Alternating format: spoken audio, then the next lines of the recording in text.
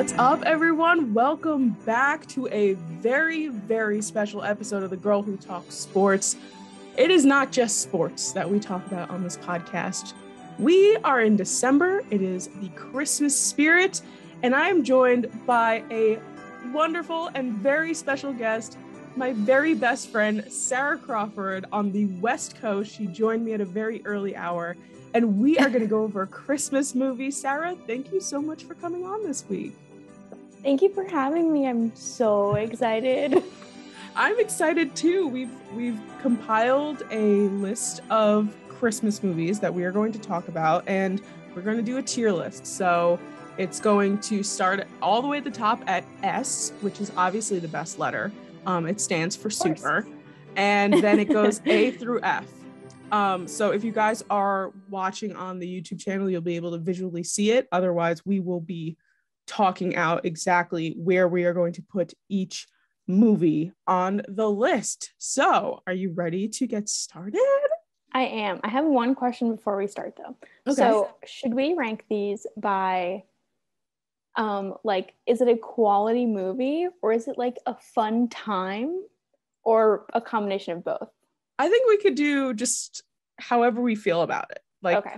Whatever we're feeling, even if it's like not a good movie, but it makes you feel really happy. Okay. I think that that's valid. Love it. Okay. So we're going to start.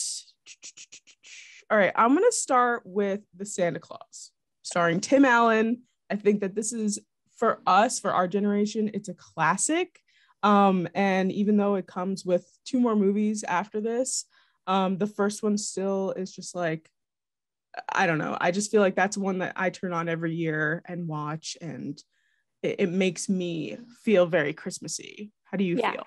I agree. I feel like Tim Allen is kind of the perfect representation of Santa Claus. And I also think it does a good job explaining how Santa Claus works, which as a kid, I was definitely like, oh, I get it. I agree. Yeah. Mm-hmm. Thank you, movie, for showing me how Santa Claus can get into my house without a fireplace. Yes. Yeah. And for like, I don't have a fireplace in my house. You don't have you do now, but when you were younger, you didn't have one. Right. So yeah, it's obvious that they were like, yeah, we'll just make it bigger. And that's how he gets down. Yeah. I was like, yeah, this makes sense. Of course.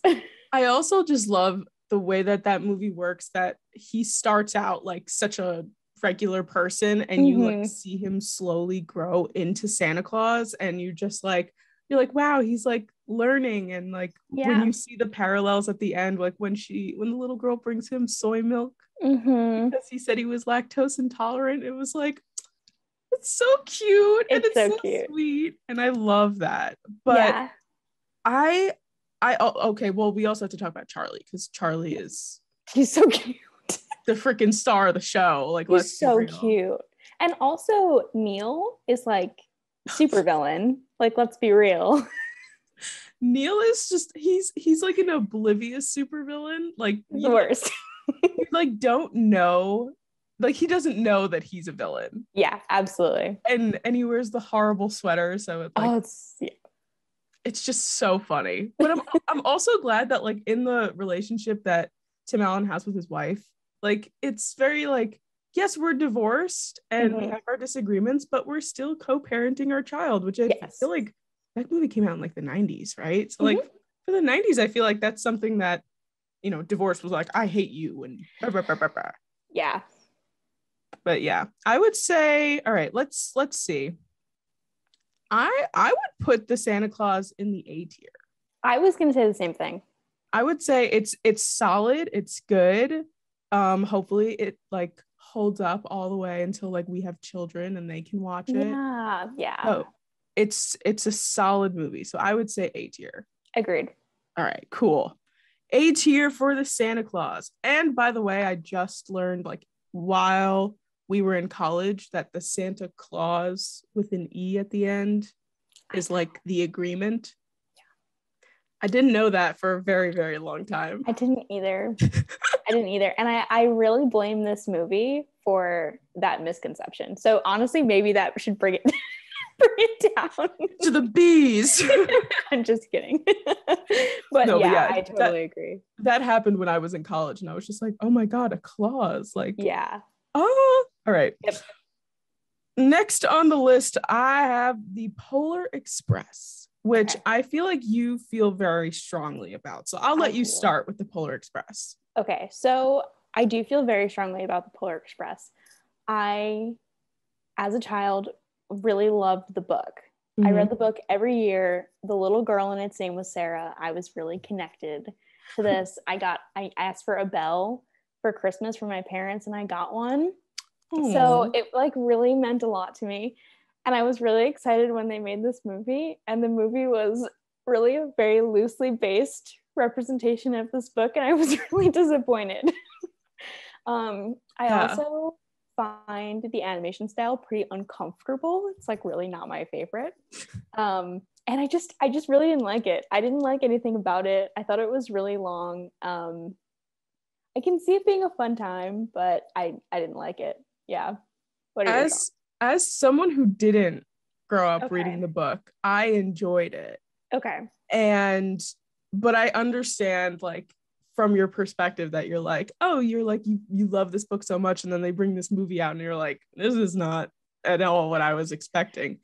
And I could agree that yes, the animation is interesting for sure. I mean, like you can pause that movie at any time and it'll be like, you're like, wow, this could be a snuff film. Like I have no idea what's going on here. It's terrifying sometimes. Like it's like I feel like they like blink slowly, and it's like they just make the very strange like facial expressions, and you're like, we're on a train going to the North Pole. We should be smiling. Yes, the way their faces are done too. It's like very, they're like not very featured.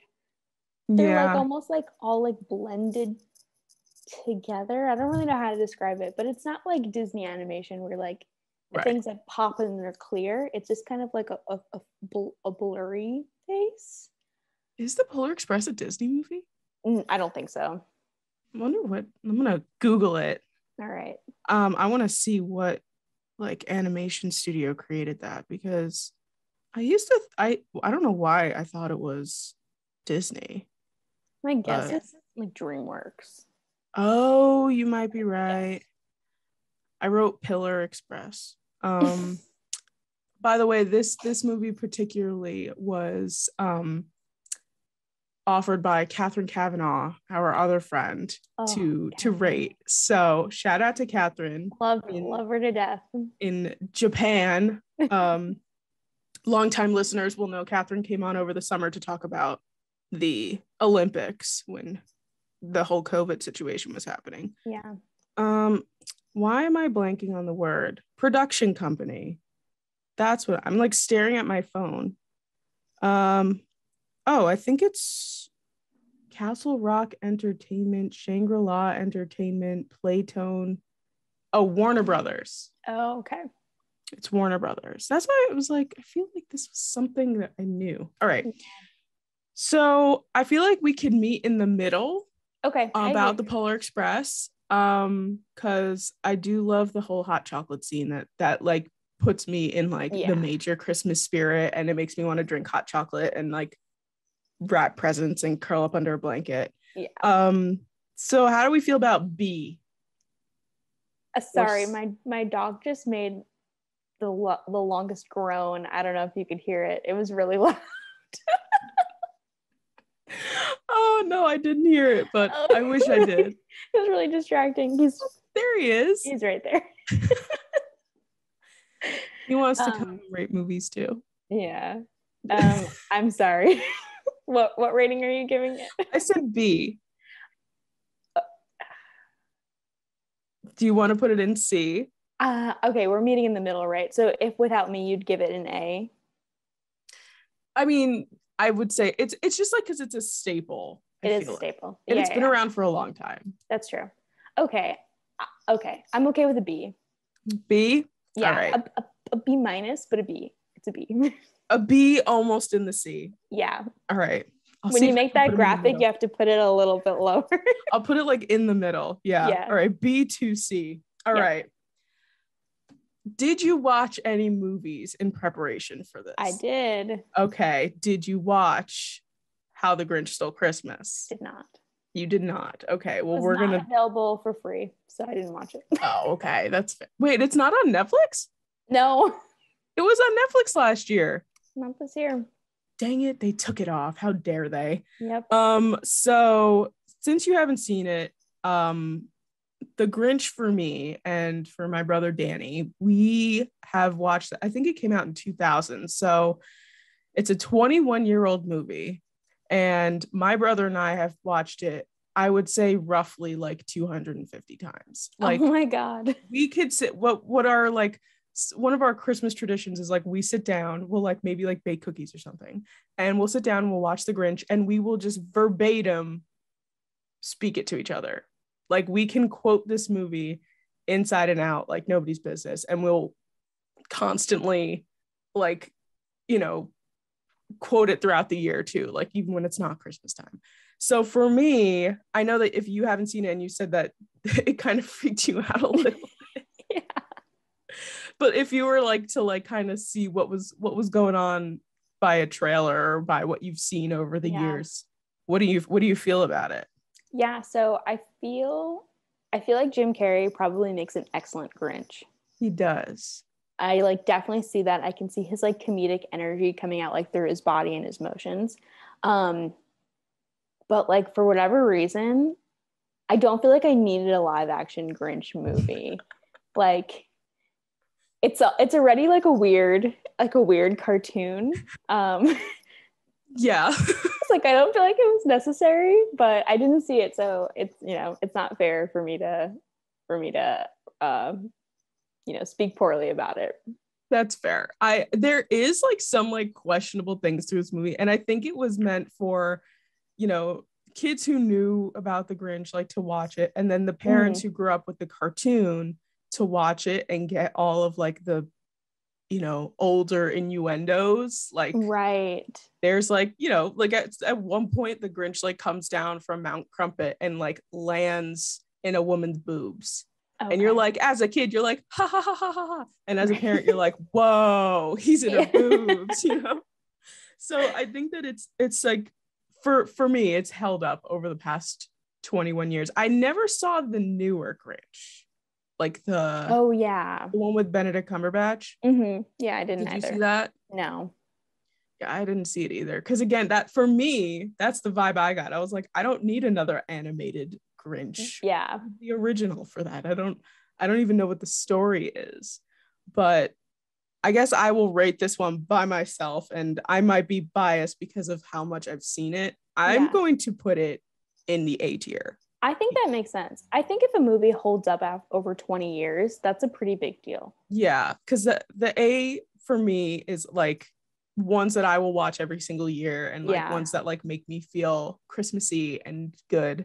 So I'm gonna put it in the A tier, and I'm sure my brother would agree. But next movie I'll give to you because you were the one who specifically requested this. It's Unaccompanied Minors. Yes. I saw many, many years ago, and I remember it, but you chose this one, so I'll let you go with this one. Okay, so Unaccompanied Minors is about five kids who are stuck in the Chicago airport on Christmas Eve, and their flight is not going to leave until Christmas Day.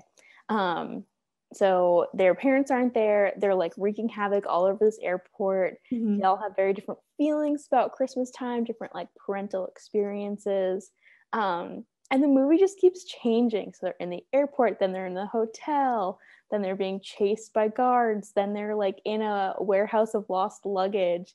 There's this fantastic scene. Oh my God, that's what I remember, was the luggage scene. Yeah, it's phenomenal. And there's also like this super cute love story like throughout it. It's a fantastic, it's definitely a feel-good film. It's a fun time. It's not a great movie. Like it's not a great movie. I appreciate the honesty. But it's a super fun time. Yeah. I understand where you were asking the question earlier. Yeah.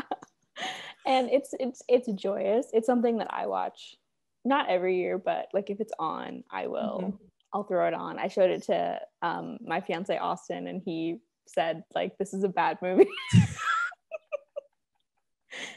Oh my God. But he still had a fun time.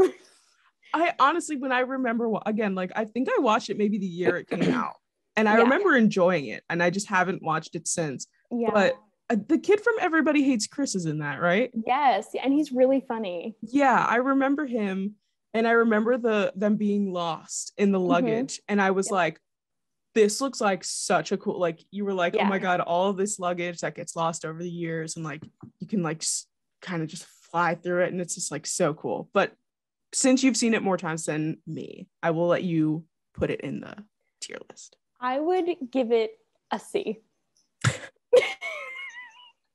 Okay. C tier. Got it. It's a really bad movie. But bad movie, but it makes you happy, and that's what matters. All right, cool. So we have not dropped below a C yet, which is very interesting. We might get there. We probably will get there. We probably will. The next on the list that I have is A Year Without a Santa Claus, which is a very ancient movie at this point. With the puppets, and this is the one with Snow Miser and Heat Miser, and they do that whole fun song situation. Do you watch this movie a lot?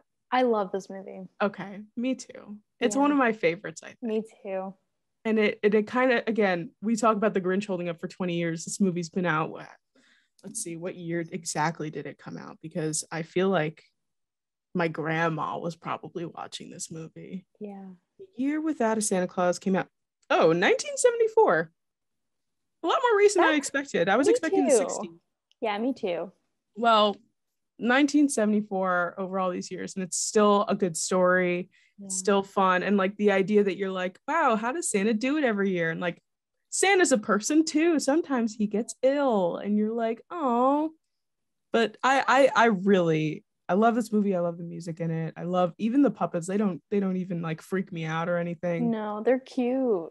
Yeah, they are cute, and like it's a fun time, and people are still. I was watching TikTok last night, as I do before I go to bed. And a girl did Heat Miser and Snow Miser, and she split her face down the middle. Ooh. And did makeup for one on one side and makeup for the one on the other side, and it was just so beautiful. And I was like, it is 2021, and people are making, like, if you said in 1974 when these people made this movie, they were like, one day a girl on TikTok will be making a makeup video based off of this movie, they'd be like, what in the world did you just say to me? Absolutely. So I very much enjoy this movie, and I think that since it is one of the oldest and good, I feel like this belongs in the S tier. I was gonna say the same thing. Perfect. We are on the same. We're so in sync. I also love that, like, he makes it snow. Wait, no, not that. That's this one. Yeah.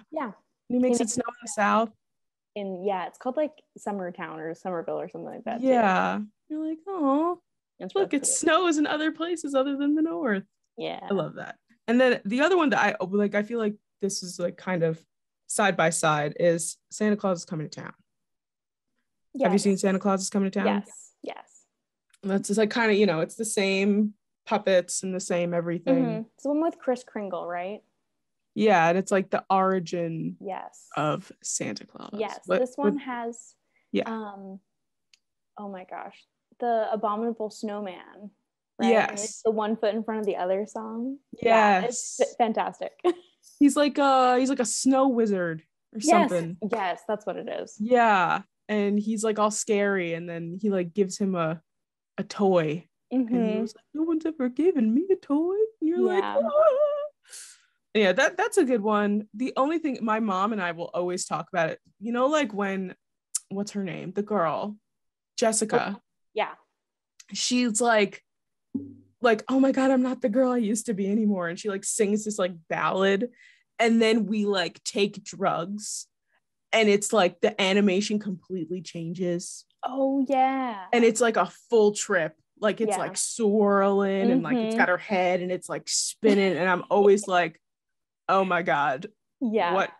what universe have I entered? Yeah, no, it's weird. It's weird for sure. I don't like that. But that's the only part of that movie I don't like. The rest of it is very fun, and you know, the what's his name? The guy who's like takes all the toys. The Meister Burger. Meister Burger, yes, Yeah. exactly. I think that this one is just it's good, but I feel like it is not in the S tier. Agreed. So I would say A. I agree. I would say A. Okay. We are, look at us. Yeah. Miles and miles away, and we're still synced up in our brains. So connected. We're back. We took a coffee break. We got our coffee mugs, and now we are ready back in the mix here. All right. So the next one I have on the list is classic Elf, Will Ferrell, New York City. I mean, I feel like this is a pretty top tier. What are your thoughts on Elf? Because I know some people don't like it. I really enjoy Elf. I think it's really fun. Yeah, I mean, I think it's a super, super fun movie. Will Ferrell is excellent in it. Yeah. It's so cute. It's timeless. It's just really sweet. Yeah. And I feel like so I've realized, I'm going to bring up TikTok again, being on TikTok with being older and having like a younger, group of people that basically make TikToks, they are like discovering things. And one thing that they're discovering is, well, first of all, they've all binge watched New Girl, and they are now realizing that the blonde in Elf is Zooey Deschanel. Yes. And it's freaking out the younger generation. they had no idea that this was the same person, which I mean, yes, to be fair, she has brown hair and then she has like completely different hair in this movie, but that's something that is just like freaking out the younger generation. But just goes to show another movie that's holding up, that people are still watching. And I mean, we're both from New York. We've been to the city in Christmas time as many times as I can count. Yeah. It's so nice when they go ice skating and they're running around on their date. I always get the part of that movie though that just really just makes me so mad is when he starts talking to the book guy and he's like, you're a South Pole elf, and I'm like, really, buddy? Yeah. Really? Like, you've made it all this way, you've grown as a character so much, and now you're talking to this little person as if they're an elf. I was like, this whole thing could have been avoided. I know it's meant for the movie, but it always bothered me. No, and I think too, it's like it was made a pretty long time ago where there was like less awareness of derogatory terms for little people and stuff like that. So it is always important when we're talking about like movies from the past that we acknowledge that it was a different time when they were made, and like we can acknowledge that there are issues with it, but definitely it doesn't have to like ruin the entire movie. Which I think is the case for Elf. It's like we can acknowledge that like that's a really problematic scene, and like it was intended to be like silly and like offensive and like kind of shocking, but exactly, probably like not the whole the best. thing. The whole thing was that this big man came in and he wasn't actually a big man, he was a little person. And I'm pretty sure that's Peter Dinklage, who is like, I think so, who is obviously like best known for like Game of Thrones and stuff like that. So but yeah, I mean, overall this movie's great. It has so many notable lines. I have two favorites. One of them is when he's leaving and the narwhal whale goes, "Bye, buddy. Hope you find your dad." And he's like, "Thanks, Mr. Narwhal."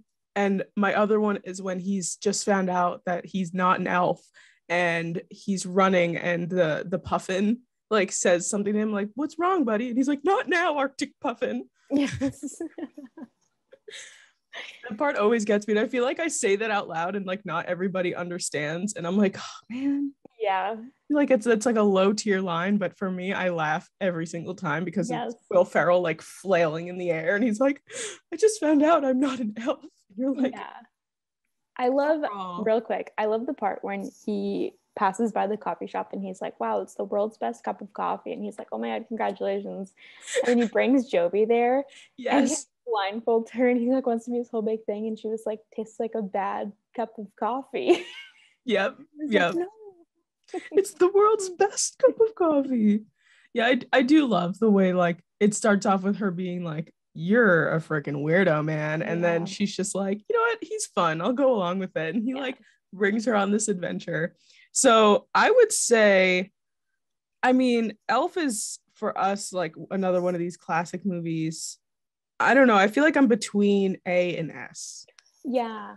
I think I'm leaning toward S. I mean, it's a staple. It's a staple. It's Elf. It's so fun. It was so different. Like, there's no other movie like this. That's very true. I don't think Will Ferrell would ever make a normal Christmas movie. No. All right, so we will put it in S because that's where it belongs. All right. It is in our hearts. It's right here. Wait, this side. I'm backwards. Hearts on this side. All right, next on the list here, I have The Christmas Carol. And I was thinking when we were discussing, had two different Christmas carols in mind. I was thinking the Disney animated movie, which low-key gives me the heebie-jeebies. The one that came out when we were in like 8th grade. Yeah. Okay. Yeah, I saw that. I actually saw that in theaters with Phyllis, who we know she was one of my very, very best friends in elementary, middle school. Shout out Phyllis. She's still the OG. So for me, like this was like how I consumed the story mostly because I never really there's like an old movie and obviously there's the book, but I didn't read the book. As Sarah knows, I didn't read many books in high school, especially by Charles Dickens. So I have the thing is that this told me the story, but I also like am not a fan of the movie. Yeah. Because like I know you mentioned the Mickey Mouse one. I don't think I've ever seen a Mickey Mouse Christmas Carol. So there are so many Christmas Carol movies. Like right. There is a Mickey Mouse one. That one's pretty good. There is a Muppet one. That one is phenomenal if you like the Muppets, which my family loves the Muppets. There's like, I'm sure a bunch of like, you know, Lifetime movies or like Hallmark movies that use the Christmas Carol concept. And then there's this animated one which I forgot about because it's bad. I think it's horrible. The animation is really weird. And there's just so many other like better versions of it that this is not good. Mm-hmm. Yeah, I hated this. I hated this version of this movie. I remember being like, I mean, we were 8th grade, so like we were like what 13? Yeah, like old enough to like be able to absorb some media, but like we were still young. Mm-hmm. And I remember being like frightened of this movie. Like I remember being nervous about watching it. And in the theater, there was like a whole thing like you know, like when they go into the future and like he's like dead and all that kind of stuff. I remember like literally like holding up like my sweatshirt or my sweater or whatever I was wearing like above my eyes. And I was like, I am scared. Like it's, I mean, but it's also supposed to be kind of a scary story. It is. Yes, definitely. But I would say we can definitely drop this specific version a little low. I was thinking D. I agree. Couldn't agree more. All right, perfect. All right, next, I'm so excited to talk about this movie. And now that you have told me that you've seen it, yes, Die Hard. And I will die on this hill, but please tell me what your first thoughts of this movie were when you watched it yesterday. Okay, so I had thought I had never seen this movie. It turned out I had briefly seen the like probably from like 15 minutes into this movie to like an hour into this movie. I had seen like that chunk only. Okay. So when I started watching it, I'm like, wait a minute. I was like, does he end up in a vent? And Austin was like, yes. And I was like, okay, I know something about this movie. So anyways, it's a fantastic movie. It's so good. It was incredible. I loved it. It was action-packed. It was humorous. Mm-hmm. It had I know there's this, and we can get into this. There's like is it a Christmas movie? Is it not a Christmas movie? That's like up for debate. Mm-hmm. Okay. I think it should not be up for debate at all. I think it's 1,000,000% a Christmas movie. Yes! She has spoken. It is officially a Christmas movie. It takes place on Christmas. It takes place on Christmas. It has Christmas music in it. It snows at the end of the movie, and they're in freaking California. Yep. His wife's name is Holly. Oh yeah. Like, come on. I screenshotted something too that I had seen. It's statistical. This is still a sports podcast. We have stats. According to a press release last year from the Dish Network, 1.3 million Americans watched Die Hard on Christmas Eve in 2016, beating out the traditional holiday favorites, Home Alone, Miracle on 34th Street, and The Santa Claus. You can't argue with statistics. Freaking numbers right here, man. Dish Network knows all. I know. I saw that in an article, and I was like, screenshot. I'm using this. But yeah. My family watches Die Hard on not New Year's, Christmas Eve. Yeah. It is like, I go to my cousin's house on Christmas Eve, we sit down, we watch Die Hard. Like, it is so good. It's funny. Bruce Willis with hair and younger is like a good looking guy. Yeah, I was surprised. I started actually reading the book that this movie was based off of, but it was very slightly different and I wasn't getting the same vibes from it, so I stopped reading it but I have the book. But yeah, I would say my main argument for this movie is that you would say, so obviously there are Halloween movies, right? Hocus Pocus is like one of the biggest movies for Halloween. Do you want to know what month Hocus Pocus came out? Ooh, it's definitely going to be like in June or something. It's July. Yeah. Hocus Pocus came out in the middle of summer. Yeah. And you're going to argue and say, well, Die Hard didn't come out around Christmas time. It can't be a Christmas movie. Hocus Pocus came out in the middle of summer and you still call it a Halloween movie. So I would say, Die Hard for me, freaking amazing. My favorite part is when he catches the guy and he steals his machine gun and he sends him down in the elevator and he's written, ho, ho, ho, now I have a machine gun on his sweater in like lipstick. Excellent. I've wanted the sweater that says that for so long. It is hilarious. I love it. I think it's so funny and it's feel good because they're not going to win. Bruce Willis is going to win. Oh yeah. And for me too, my dad was a cop. And he has the kind of the same demeanor. And I'm like, I feel it. It's like Bruce Willis is my dad. It's all good things about this movie. And I'm so glad that you liked it. Did Austin see it before as well? Yeah, he had already seen it. Does he think it's a Christmas movie? Yes, he does. Okay. I was going to say, we might need to call off the wedding if he says no. He definitely thinks it's a Christmas movie. Perfect. So for me, again, I might be biased. I want to drop this in S tier, but I would understand if it dropped down to A. I think it's an S movie. It's so good. It was so good. And his limo driver is like jamming and like downstairs. It was hysterical. Also, Alan Rickman's in it. Like, what the heck? Yeah, I know. And the thing is, very young Alan Rickman. Very, very young. He's got that amazing German accent going on. A bananas accent. And when he finds him and he's been talking to him over the radio this whole time, and then he makes him like an American, so he doesn't know it's him. And then he grabs the gun, he goes to shoot the gun, and the gun's empty, and he's just like, oh, I knew it was you. And I'm like, I'm getting like heated thinking about it. You need to put a spoiler warning like stamp on the front of this. Oh yeah, that should probably be the front of this podcast. I did do that when I put out my Space Jam 2 review video. Oh yeah. I had to put a major spoiler warning. Yeah. So I will drop that at the beginning of this. But yeah, I'm gonna drop Die Hard in S tier because I love it. That's where it belongs. I love it. It's fantastic. Come to the coast. It'll be fun. All right. So I realized I wrote this one down and I can't remember which movie I was trying to think of here. I wrote down Jack Frost.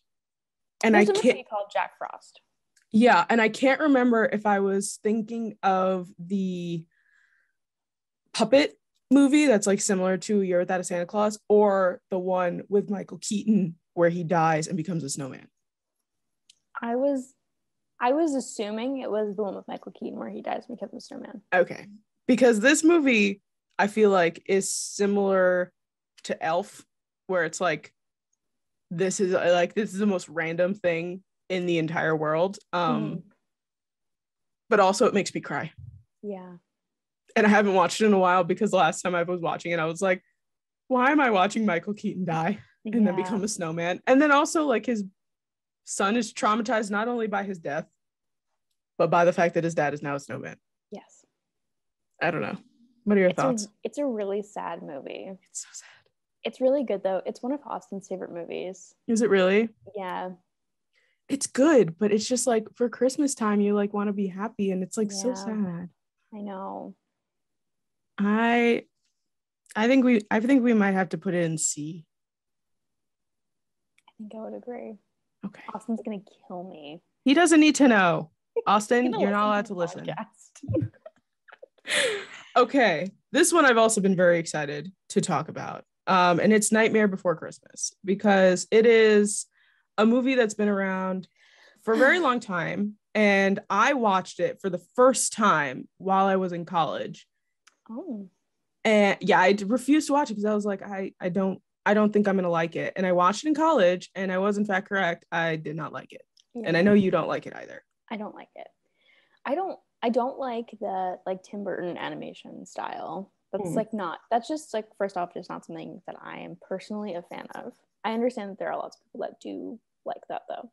I don't really like that. And then it's like, I don't want my Christmas movies to be like also scary Halloween movies.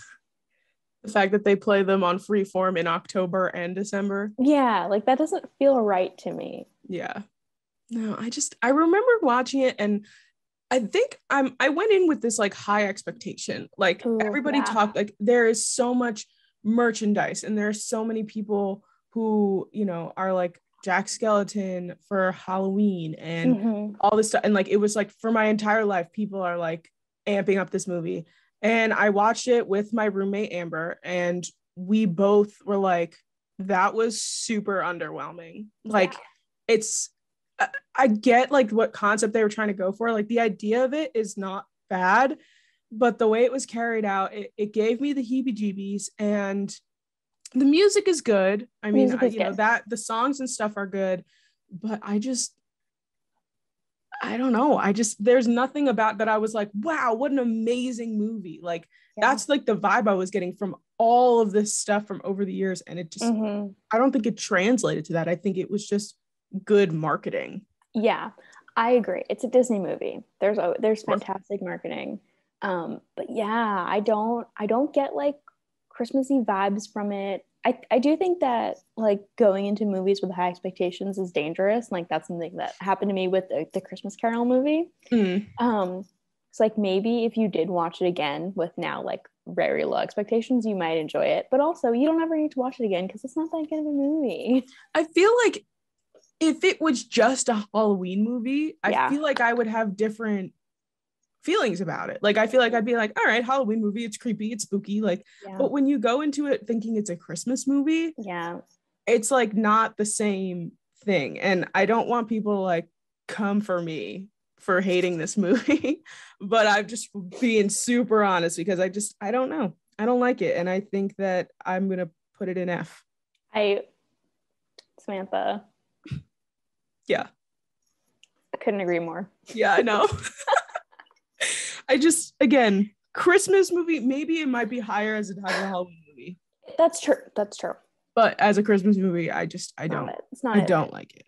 All right, we have 4 movies left, and then we are done. Awesome. 2 of which are movie and sequel. Some of the biggest Christmas movies in the world. Home Alone 1 and Home Alone 2.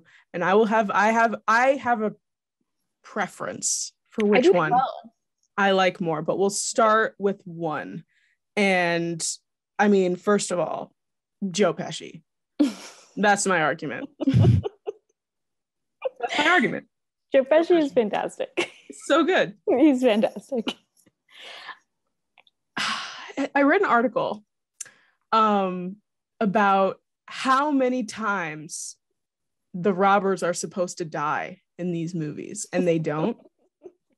It's an outstanding amount. It's like in the hundreds. Oh yeah. That they were supposed to die because of what Kevin McAllister did to them. Oh yeah. I mean, you get hit in the head with a paint can, you're going down. You're not popping back up immediately. If that were me, I'd be like, all right, call it up. We're going. It's not worth it. They should have like massive concussions and be bleeding and unconscious. Yeah. So the first one is obviously the original Home Alone. His family leaves him at home, and the robbers have been staking out their house. They're going to go and rob it. And Kevin's like, I got to defend my house. And that's obviously where the whole Tom and Jerry type thing comes in, where he starts setting all this stuff up. He's a very clever boy. I don't know what Kevin McAllister is doing right now in like his 30s, because I mean, we saw what Macaulay Culkin was doing in his 30s. Don't know what Kevin McAllister was doing, but I kind of hope he works for like the FBI now or something. Yeah, I think he's definitely incredibly successful. I hope so. I really do hope so. It's a kid with a can-do attitude. I literally, when I think someone's breaking into my house, I like crawl up in a corner and I grab a wooden bat and I'm like, please don't find me. My parents walked into the house the other day and I didn't know they were going to be home, and I ran upstairs with a bat and they were like, you're a psychopath. And I was like, just defending my home the way Kevin McAllister would. But I feel like we can talk about these side by side. Yeah. Home Alone 2, Lost in New York. For me, I like this one more. Me too.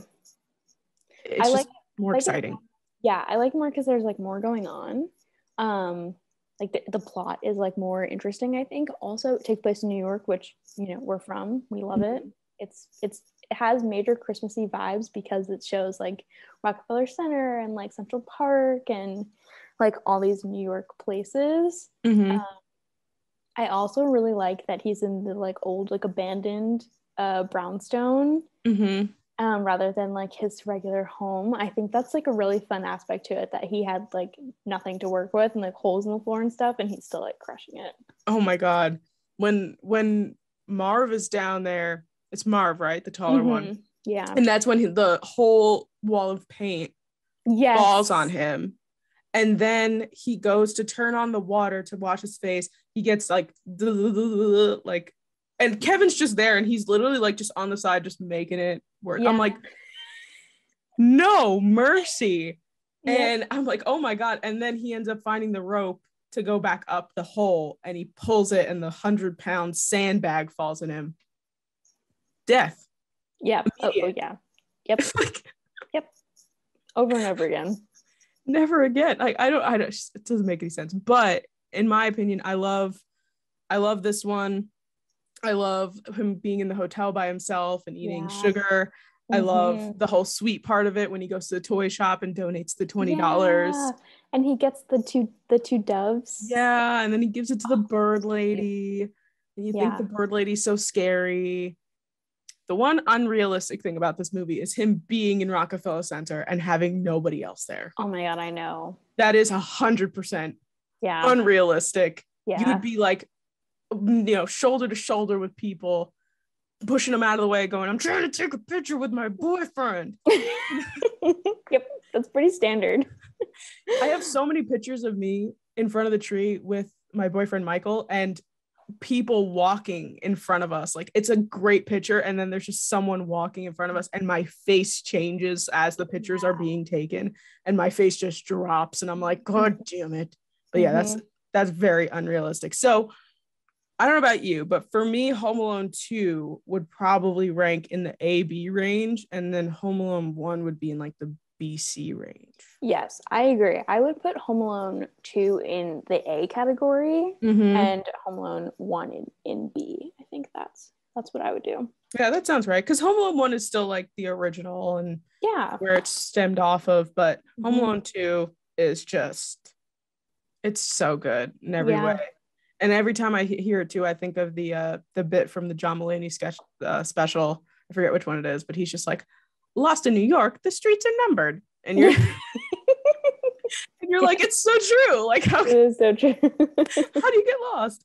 All right. The next one, and then so we have 2 left, and then we're done. Hey. A Christmas Story, Oh, which yeah. is another classic Christmas movie with Ralphie, who shoots his eye out with a BB gun. This is the movie that they play on a 24-hour loop on Christmas Day. Why they decided on this one in particular, I don't know. I feel like I've seen it many times, and I feel like every time I watch it, I like it less. Yeah, I think it's been a little overplayed, a little overdone. There are a lot of stuff, like classic things that come from that movie, like the pink bunny suit, the leg lamp. Ralphie is like really adorable in his little like snowsuit, and he's like, I can't put my arms down. But the movie is really old, and I think it like feels like an old movie. There's definitely some cringy parts in that, like the Santa Claus at Macy's, like that makes me super uncomfortable. I hate that. Yeah. But it is truly a classic. I don't feel like Freeform needs to play movies on loop ever. I think that's not something that they should do. I actually think it might not be Freeform. I feel like it might be like ABC or like CBS or something that puts it on a loop for like 24 hours on Christmas Day. And I'm like, we don't need to watch this movie that many times. No, that's a bad decision. Yeah, I again, there are definitely, you're right. There's a lot of cringy parts.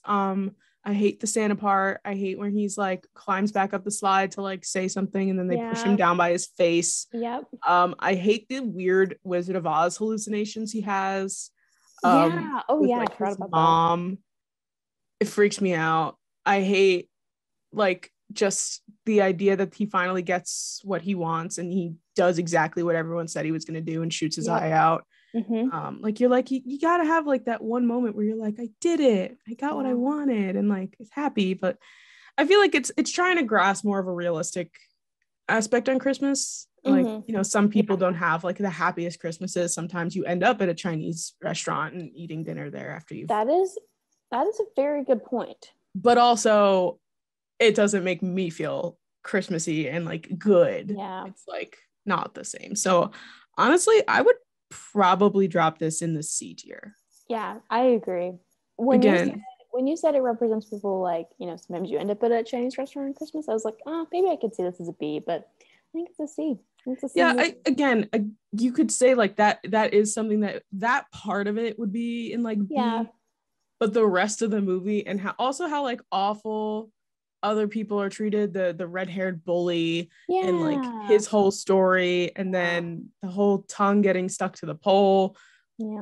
People are doing that because of that movie. We have kids running around licking poles, which we definitely don't need to be doing now, especially. So yeah, I definitely think C is a solid place for it, but recognize it is a classic movie. Yeah.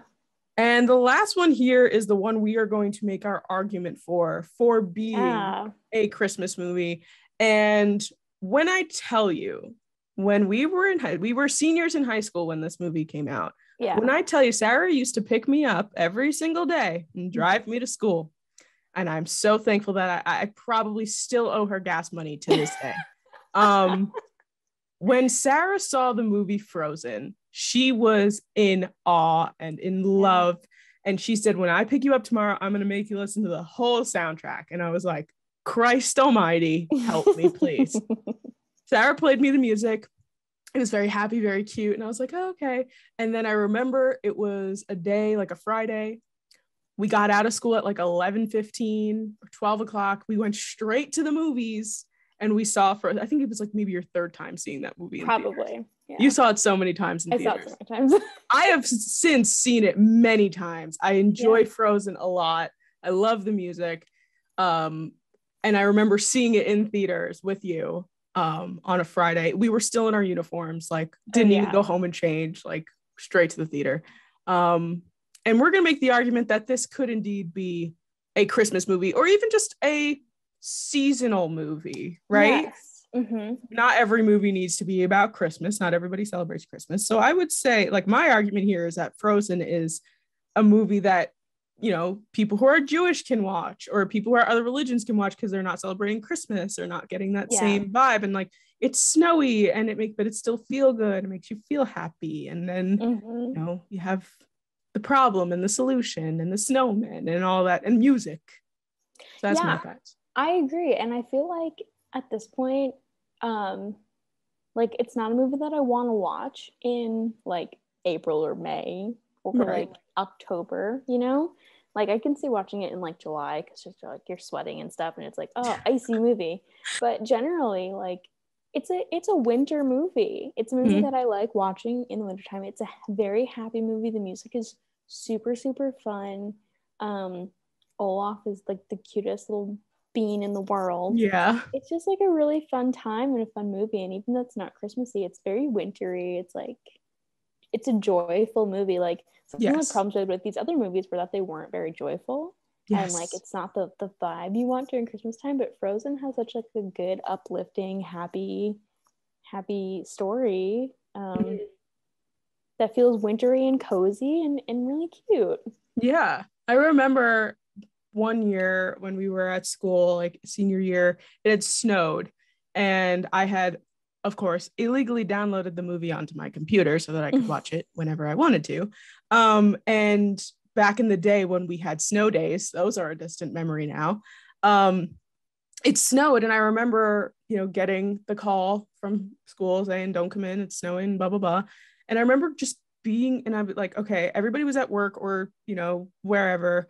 And I was like, I'm going to sit down and I'm going to watch a movie. And I remember climbing up into my blanket on the couch and I went, I have Frozen on my computer. And I watched Frozen on a snow day because it was appropriate and like happy and made me feel like, oh, it's like so cold outside, but I'm inside and I'm watching this movie. And again, I mean, the movie itself is fantastic.